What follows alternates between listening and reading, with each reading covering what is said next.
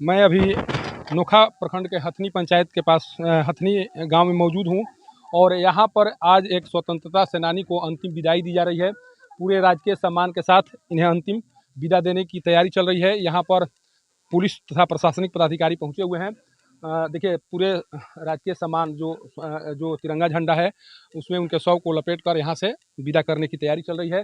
पूरा गांव गमगीन है, कारण कि ये स्वतंत्रता सेनानी रह चुके हैं और इनके योगदान के बदौलत आज पूरा भारत खुली हवा में सांस ले रहा है और उसी रूप में इनको याद किया जा रहा है। याद इसलिए किया जा रहा है कि जो इनके द्वारा योगदान दिया गया है स्वतंत्र भारत को स्वतंत्रता दिलाने में, वो काफ़ी अहम रहा है और उसी के कारण आज देखिए एक जिस तरह से एक स्वतंत्रता सेनानी को विदाई दी जाती है, अंतिम विदाई दी जाती है, उसी तरह का विदाई इनको आज दिया जा रहा है। यहाँ पर अधिकारी हैं, देखिए सबसे पहले इस पंचायत के मुखिया हैं, उनसे जानते हैं कि इनके बारे में क्या कुछ आप जानते हैं और क्या इनका योगदान रहा, इस गांव के प्रति इनका सहयोग किस तरह से रहा, क्योंकि देश में इनके द्वारा जो कुछ किया गया उसके बाद गाँव में किस तरह का इनका सहयोग रहा। मुखिया जी, अभी जो विदाई दी जा रही है स्वतंत्रता सेनानी की, इनके बारे में क्या कहेंगे आप?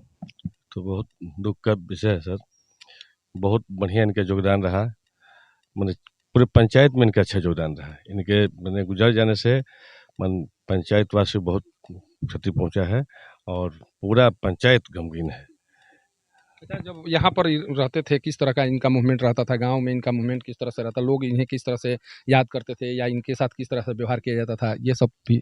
बहुत बढ़िया, बहुत बढ़िया। सब समाज से मिलकर रहते थे और इनको पूरा गाँव मानता था। सब गाँव हर आदमी से मिलजुल कर रहते थे। पूरा स्वतंत्रता सेनानी के तौर पर इनको किस तरह का सहयोग सरकार की ओर से अभी मिल रही थी या क्या कुछ सरकार के द्वारा इन्हें उपलब्ध कराया गया, इनके परिवार को किस तरह से उपलब्ध कराया गया? जो भी मिलता है सरकार से वो इनको मिलता था। क्या क्या मिल रहा था? इससे पेंशन वगैरह मिलता था इनको, मान लीजिए। इसके बाद जो भी सुविधा सरकार द्वारा मिलना चाहिए वो मिलता था। देखिए ये कह रहे हैं कि जो सरकार का जो नियम और कायदे कानून है उसके अनुसार इन्हें सब कुछ वो दी जा रही थी, जो राशि जो पेंशन की राशि थी वो भी दी जा रही थी। हमारे साथ ही संगठन के उत्तराधारी जो स्वतंत्रता सेनानी का उत्तराधिकारी संगठन है, उनके जिला अध्यक्ष भी हैं, उनसे भी बात करते हैं कि आपके द्वारा लगातार इस तरह के जो भी स्वतंत्रता सेनानी हैं या उनके उत्तराधिकारी हैं, उनके हौसले को बढ़ाते रहते हैं। आज एक कार्यक्रम में पहुँचे हैं जिनको अंतिम विदाई दी जा रही है, उन्हें कैसे याद करेंगे, क्या कहेंगे? इनका जो अभी तक का यात्रा रहा उस पर क्या कहेंगे आप? सर, इनका अहम भूमिका रहा है और इनका असामाजिक तत्व से अगर इनका निधन होने के बाद हम लोग स्वतंत्रता सेनानी परिवार में बहुत सा दुख का बात है। आकस्मिक मौत कल जो 8 बजे स्वतंत्रता सेनानी तेज नारायण जी हैं, वो हमको फ़ोन पर बात की है और बोले कि रेल मंत्रालय में कार्यक्रम था 23 तारीख को, कल ही। तो उसमें हम लोगों को जाने के लिए कार्यक्रम, इनका नंबर वगैरह दिया गया था जो कि रेलवे पास वहाँ बना के मिलता है। तो उसमें इनका पहले से ये बोल रहे थे चलने के लिए, लेकिन कल हम इनको बोले कि नहीं, छोड़ दिया। इसके बाद बोले कि ठीक है हम नहीं जाएंगे। लेकिन अचानक जब 2 घंटा के बाद मेरे मोबाइल नंबर पर फ़ोन आया कि इनका देहांत हो गया, तब हम क्या बताएं, स्वतंत्रता सेनानी परिवार में बहुत दुखद बात है। और अच्छा, एक अध्यक्ष के तौर पर हम जानना चाह रहे हैं, जो मिलना चाहिए सरकार से, जो सम्मान जो सहयोग मिलना चाहिए, वो सहयोग और सम्मान इन्हें मिल रहा था? आपको क्या क्या इनके बारे में, उस सहयोग के बारे में क्या जानते हैं? सम्मान पेंशन इनको नियमित मिल जा रहा था। बिहार सरकार जैसे आता है 6 महीना 12 महीना पर आता है, तो वो हम बनवा के अनुमंडल में वो इन लोगों को खाता में डलवा देते हैं। लेकिन रहा बात सम्मान का बात, तो कल हम डीएम साहब को जब हमारे मोबाइल पर जब माने इस तरह का सूचना मिला कि नहीं, तेज नारायण जी इस दुनिया में नहीं हैं, तो बहुत दुर्भाग्य का बात है कि हमने डीएम साहब को फ़ोन किया। डीएम साहब पहले तो मेरा नंबर रिसीव नहीं किए, इसके बाद हमने व्हाट्सअप किया और उनके ऑफिस वाला लैंडलाइन पर भी फ़ोन किए हम कि ऐसा-ऐसा हो गया है। तो इसके बाद में हमको कोई उधर से सूचना नहीं मिला कि उसमें क्या किया जाएगा। फिर इसके बाद में एसडीओ, एसडीएम सासाराम के द्वारा हमको हम फ़ोन किए, तो बोले कि हम तो मीटिंग में हैं, लेकिन आप नोखा बीडीओ साहब को और थाना प्रभारी महोदय को ले लीजिएगा और वरीय पदाधिकारी सासाराम जिला में आप फ़ोन करके बात कर लीजिए। वहाँ पे अनु मैडम हैं, उनके यहाँ भी सूचना दिया गया।